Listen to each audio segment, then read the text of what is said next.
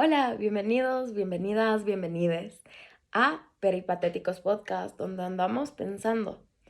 Hoy nos acompañan Simone de Beauvoir, filósofa, escritora y madre, si quieres decirlo así, del feminismo contemporáneo. Algunos la nombran así, madre, aunque ella misma quizás hubiera desconfiado extremadamente de esta metáfora, debido a que es extremadamente cargada de roles de género, por lo cual nos vamos a referir el resto del podcast sobre ella como la pensadora fundamental o fundadora del feminismo contemporáneo. Porque ante todo, ella era una pensadora radical de la libertad. Y es importante que reconozcamos eso. Y no le gustaría que le digamos madre. Nace en 1908 en París y muere igualmente en París en 1986. Fue novelista de la famosa La Invitada y memorialista de Memorias de una joven formal y ensayista con su obra El segundo sexo 1949, que es donde nos estaremos concentrando en este podcast del día de hoy. Fue considerado un texto fundante del feminismo. Fue compañera intelectual y de vida de Jean-Paul Sartre, uno de los grandes literarios de Francia contemporáneos. Por más de 50 años estuvieron juntos, pero también ella tuvo otras relaciones, como con la que tuvo con el escritor estadounidense Nelson Alger. Su vida fue más que un relato lineal, fue un laboratorio de libertad donde su propia experiencia, sus amores, sus escritos se entretejieron en cuestionamientos constantes de qué significa ser mujer, ser sujeto, ser libre. ¿Qué significa para ustedes? La frase más célebre de Beauvoir es: no se nace mujer, se llega a serlo. Con esa sentencia dinamita siglos de neutralización. La idea del feminismo es una esencia, un destino biológico o divino. Para Beauvoir, lo que llamamos mujer no es una esencia, sino es una cuestión social. No es nada divino ni biológico. Es una construcción que siempre se hace desde una asimetría. El hombre se erige como sujeto, como lo universal, mientras que la mujer queda como definida en relación de él, del masculino, y queda como el otro. Entonces, esto nos lleva a un punto, en mi opinión, fascinante. La identidad femenina. Es una mirada, se parece a un espejo que no necesariamente es neutro, sino que refleja lo que está controlado por la mirada masculina. Ella afirma que la mujer aparece no en sí misma, sino como un reflejo de lo que el hombre decide que ella debe ser. Aquí es donde podemos meter un poquito de teoría psiquiátrica o psicológica con Lacan. Lacan y su teoría del estadio del espejo. Para Lacan, el yo se construye al reconocerse como una imagen externa, un reflejo que no es lo mismo, pero que se organiza la identidad. Podríamos decir que la condición de la mujer, según Beauvoir, funciona del mismo modo que el yo de Lacan. Está medida por un reflejo social, una imagen construida desde afuera, desde lo externo, desde lo masculino, y no es tanto lo que la mujer es, sino lo que se espera de ella socialmente.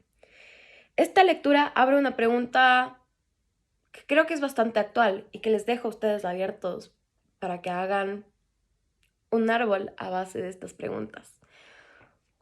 ¿Cuándo de nuestra identidad de género sigue siendo hoy ese reflejo, ese espejo impuesto por los discursos y las imágenes y las expectativas?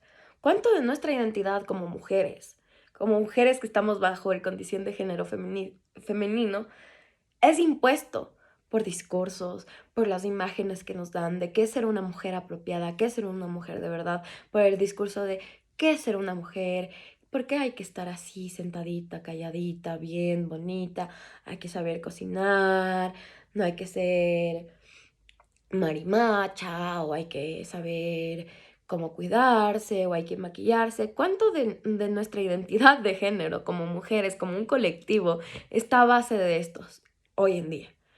Les dejo para que piensen un poquito, amigas. A ver, algo que como yo, estudiante de artes liberales, de humanidades, me pregunto constantemente es, ¿sigue vigente el feminismo de Beauvoir hoy, en pleno siglo XXI? ¿Sigue vigente? A base de mucho pensamiento y de mucho análisis, creo que la respuesta es extremadamente compleja. Vigente definitivamente, sigue siendo vigente, pero seguimos enfrentando las estructuras que naturalizan las desigualdades.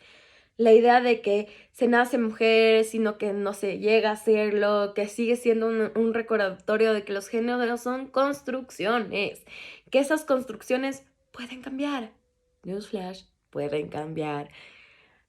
Pero también es complejo, porque el feminismo ha cambiado desde que Beauvoir empezó a hablar de él.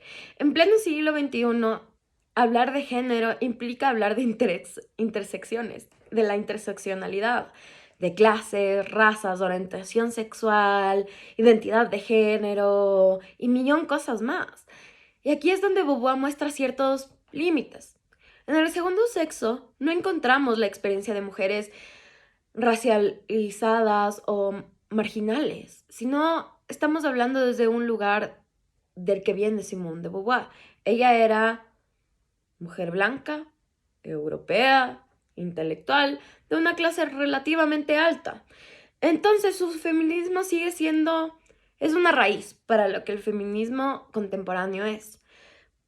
Porque como es tan a base de su propio conocer, de su propia experiencia, no se puede decir que es el árbol completo, porque para eso necesitamos a muchas otras experiencias, muchas otras voces de mujeres de color, de mujeres trans, de mujeres que quizás son LGBT, para poder crear el árbol completo del feminismo contemporáneo. Entonces, si sigue siendo una raíz, pero no puede ser árbol completo, ¿a quién metemos aquí? Judith Butler. Butler, por ejemplo, retomó la célebre frase de Beauvoir para repensar el género no solo como una construcción, sino como una manera de performatividad. O sea, actos repetidos que no se hacen por ser lo que parecemos ser. Entonces, lo que Beauvoir define como devenir, o sea, como esta actuación de género que tenemos que mantener, Butler lo presenta como un performance, como una puesta en escena. Básicamente, lo que están diciendo ambas, con distintas palabras y siglos de diferencia, bueno, no 2 siglos y años, es el acto de ser mujer es algo performativo. Es algo que tiene que tener un montón de performance. Desde cómo te maquillas hasta cómo te vistes, a qué joyas te pones aretes, no te pones aretes. Todo eso es una manera de ponernos en escena como mujeres.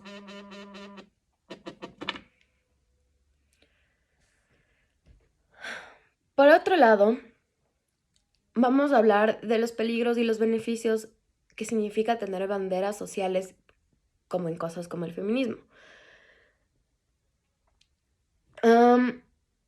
Pensemos ahora en el feminismo puramente como una bandera social. Su beneficio son claros, la visibilidad, la posibilidad de crear una comunidad, de reconocerse en uno con nosotros, en reconocerse como un grupo, reconocer a otros como lugares seguros donde podemos expresarnos. Pero las banderas condensan luchas que generan símbolos compartidos de movilización, lo cual es muy importante y necesario, porque de ahí regresamos al argumento de siempre. Es que yo creo que todos deberíamos respetarnos a todos, no bajo un movimiento social, sino porque todos deberíamos respetarnos a todos. Por eso las banderas sociales son extremadamente importantes, pero también hay peligros y son peligrosas. El primero es que hay todo este marketing alrededor de las banderas, de las luchas sociales. Como cada junio, todo y absolutamente todo, desde la comida del McDonald's, desde la Coca-Cola, tienen algo arcoíris. Se vuelve como muy sell-out. Y eso, en mi personal, creo que es un problema. No solamente eso, sino que al poner una bandera existe una rigidez. Una rigidez que la bandera social corre el riesgo de volverse un molde. No un espacio seguro, pero un molde.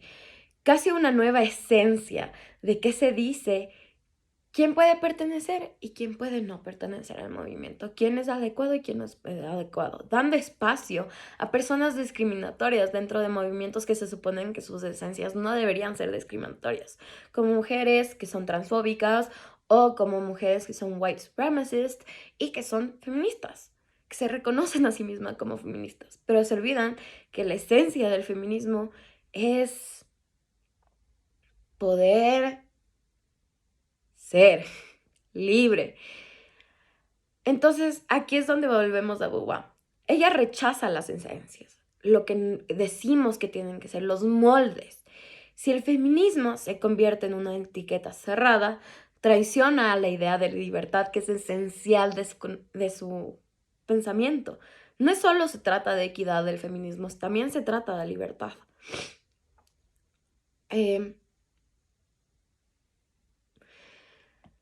no solo traiciona la idea de libertad, sino el desafío es mantener las banderas como herramientas de visibilidad y lucha, sin convertirse en presión en simbólicas, que muchas veces está sucediendo hoy en día. Ahora, ¿por qué? ¿De qué sirve una bandera que no se abre? ¿Por qué queremos ponerle esa bandera al feminismo? Que no se abre, que no se repliega, que no deja espacio para la pluralidad de la experiencia, la cual es necesaria para movimientos tan plurales como el feminismo. No todas las mujeres somos iguales. No todas las mujeres tenemos los mismos pensamientos o los mismos hallazgos o las mismas vivencias. Entonces, ¿por qué nos estamos cerrando a este molde? De nuevo, otra pregunta que les dejo para ustedes, chicas. Ahora, quizás lo que nos enseña Beauvoir es que seguimos atrapados en espejos. Espejos sociales que nos dicen quiénes somos, pero y cómo debemos ser, pero la filosofía y el feminismo en particular nos invitan a quebrar por completo ese cristal, a romperlo en su totalidad. Su vida, la de Beauvoir, fue un laboratorio de libertad y es algo que nos debería inspirar a nosotras a vivir de manera igual. Ese laboratorio nos sigue diciendo que no hay un destino escrito en la biología, no existe, ni en la tradición, ni en la bandera que portamos. Hay un cambio abierto por las preguntas, por la crítica y por la acción colectiva. Hay espacios para cambiar, para crecer, para ser libres. Gracias. Este fue el podcast peripatético. Hoy caminamos con Simone de Beauvoir, Butler y Jean-Jacques Lacan, pensando en el feminismo como un espejo y como la libertad que debería ser. Gracias por escuchar. Que tengan un precioso día.